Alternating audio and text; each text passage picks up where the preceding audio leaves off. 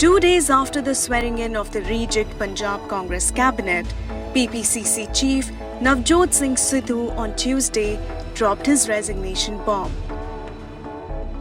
In this video, we look at 5 reasons why Navjot Singh Sidhu quit.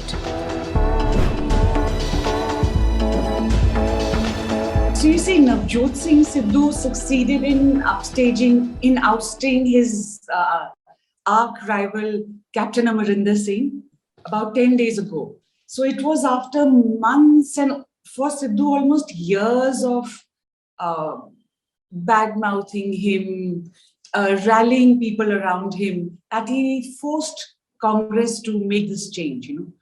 He forced Captain Amarinder to quit. And the whole idea was that he would be the most powerful man. I guess that's what he must have felt, that he would call the shots in Punjab with Amarinder gone. But that did not happen.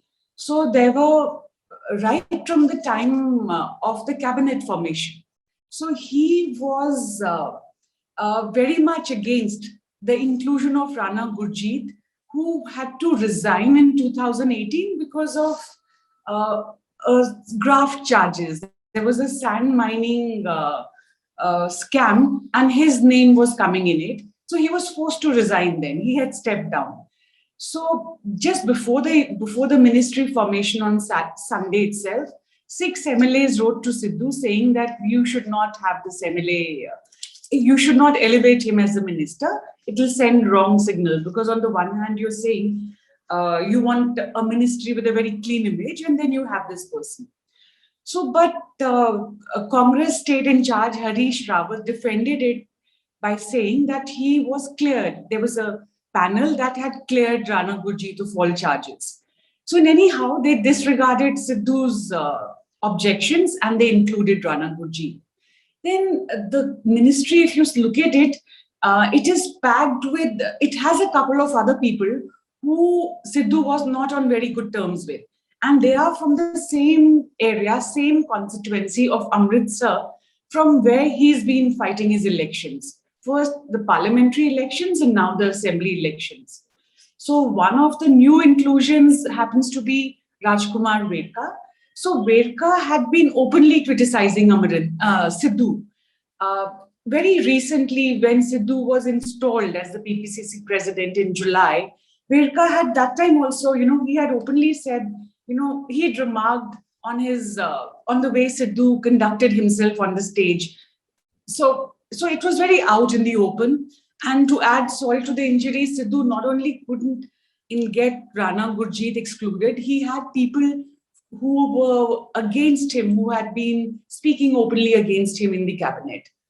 And then another thing happened, somebody had to go. So Rana Gurjeet's inclusion took place at the cost of Kuljit Nagra. Kuljit Nagra is a working president of Congress, and he's a very close associate of Sidhu. So Sidhu could not, keep Kuljit Nagra in. So portfolios, Sidhu, I believe we were told that Sidhu did not want Sukhjinder Randhawa, the Deputy Chief Minister, to get home. Home is a very powerful portfolio, and they feel they will be able to bring the guilty of sacrilege and the big fish in the drug racket, drug mafia to book. And it would basically be Sukhjinder Randhawa's remit to do that. That makes him very powerful. He wanted the chief minister, as is traditionally been done so far, to carry on with that portfolio. Again, that didn't happen.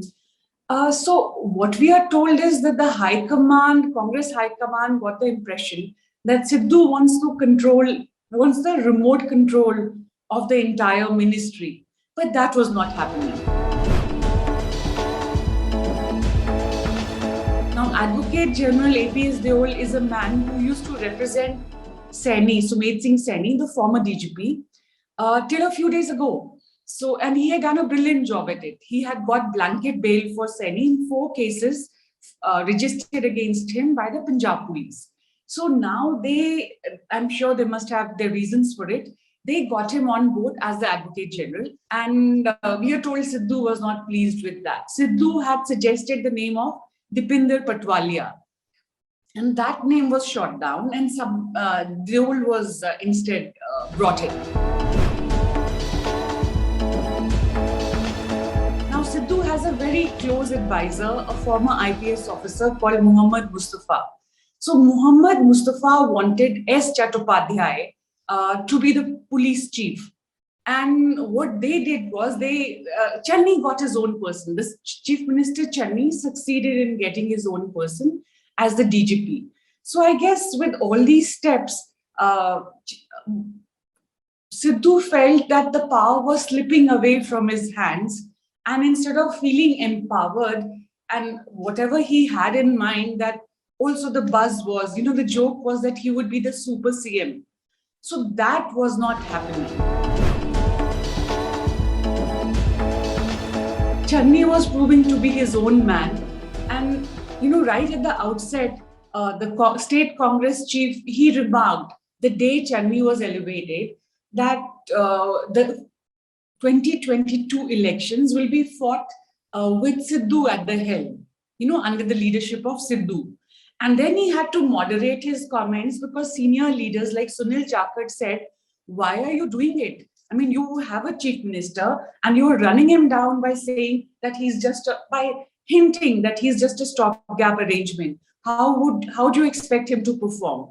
So then Rawat moderated his statement and said, no, I didn't really mean that. He's our chief minister.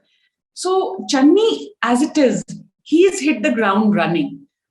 He's everywhere. The first thing he did was open the office to the public. Whatever the criticism was against Captain, he kind of addressed all those points. So he's become very accessible. People used to accuse Captain of being very inaccessible. So he's making all the right noises. The other day, he went to the house of a farmer who died during this Singhu border standoff. So he's doing that and offered a job, gave a job letter to his family.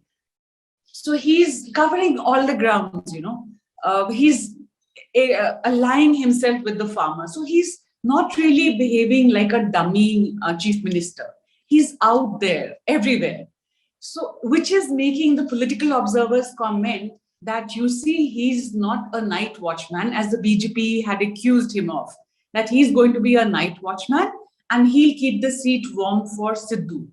So I guess that also would have made him uncomfortable, especially when coupled with all the other signals that he was getting. I mean, he wasn't able to get his people inside, and the high command or Channi himself, his men were being put in all the key places. So I guess it was this feeling of powerlessness for Sidhu, who has always, right from the time he joined Congress, or his supporters never made any bones about his chief ministerial aspirations. So now with Amarinder gone, he thought those will come true. They did. I think that is why this sudden exit